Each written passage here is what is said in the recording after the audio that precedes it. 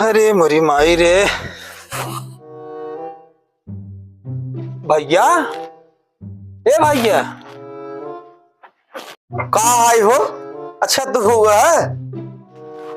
वो कहत रहे लम्मा जाता है का भाई कुल गठरी मोठरी बांधे है। हाँ यार जाता है कुम नहा जाना। तोरे भौजी दो रोक कह दे हैं जुग जंजाल बनी है। हमें कुम नहवावा हम सोता है ना इनका कुम नहवाए के इनकर हम अपना झंझट इनका दूर कर नहवाए के। जा भाई जा नहवाए आवा जा भाई जा आवा। का भाई बड़ा जल्दी कुम से लौटे हो नहाए के।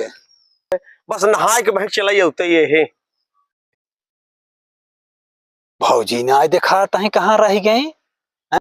ए भैया बड़ी राजू भीड़ वहीं रही करोड़न के। अब वही भीड़ी में गई हेराई। अब उनका हम हेरी कि हम का कहे याद के अपनों बची। वही भाई साहब जीव हमार झंझट छुटी वही अपन जीव बचाए हम चले आए। हाँ यानी वो हेराई गई। अरे मोरी माई रे ओहो अब समझ में आई। यानी यही मौका है हम चलते ही अपने मेहरारू तैयार करब और तुरंत अब को कहीं देर चलता ही नहवाओ तो का और खुशी हो जाए ले चलता ही को नहवाओ और वही देर छोड़। चलो भाई चलो।